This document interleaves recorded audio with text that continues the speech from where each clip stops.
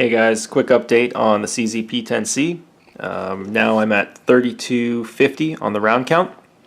Just put 150 rounds to try out the HB Industries Theta flat trigger. So right off the bat, the trigger's nice. It fixes a few of the issues that I have with the factory trigger, which are minor, but they bug me because I'm really anal retentive about that kind of thing. First thing it does is the way it's shaped positions my finger right in the center. So when I go to grab it, my finger sits right down the middle and everything's great.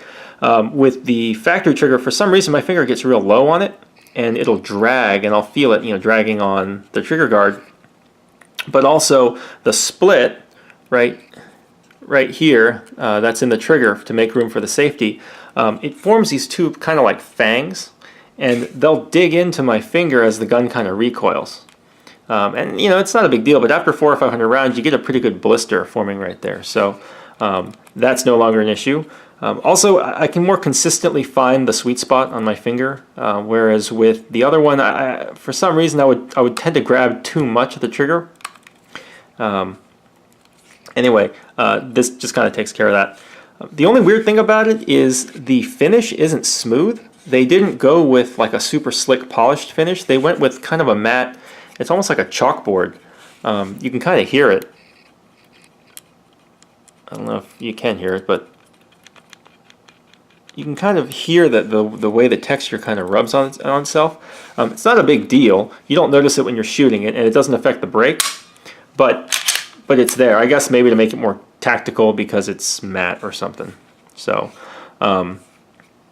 but yeah, HBI, good on you guys. Thank you for making a good trigger. I'm sure other companies are going to come out with some too, but if you're not super happy with your P10 trigger, this is probably the one to get.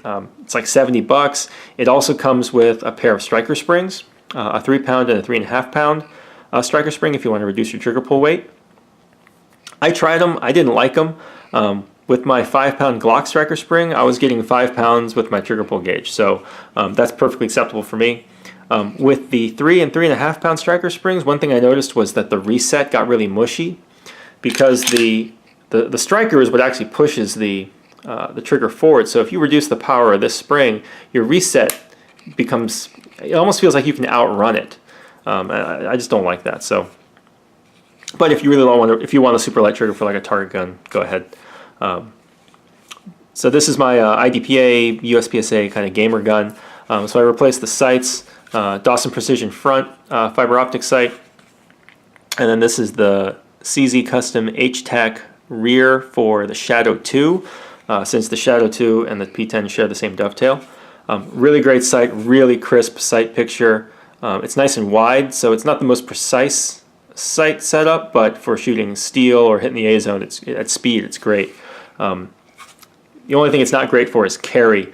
Because of the way that this is angled and just how sharp they leave all these corners, these basically just poke the crap out of you. If you're carrying an appendix like I do, or inside the waistband, and you're not wearing an undershirt, because it's hot out here in the South, you will get poked by this thing. And yeah, I have been carrying it. That's why the light's on it. I've been carrying it in my Armadillo Lux, which is a great holster because I can go back to my Glocks whenever I feel like it. But yeah, no issues, no reliability problems, no failures, no jams. Still haven't really cleaned it. I mean, I've wiped a few parts down when I was changing springs or messing with the or replacing the trigger shoe, but I haven't run anything through the bore or anything. So no more, honestly, no real wear that I can see. The fouling gets to a point where it kind of builds up and then it just can't stick to itself anymore, so it doesn't really increase. This is the original, one of the original mags it came with. They're starting to get pretty worn. You can see, where the finish is starting to wear and everything, which is, I mean, that's to be expected with a metal mag. I do wipe these out because where I shoot there's a lot of sand, and when sand gets in these, I mean, sand will ruin anything. So I do wipe the sand out, but these are super easy to take apart, especially with the +2 extension. I mean, you don't even need tools to do it. So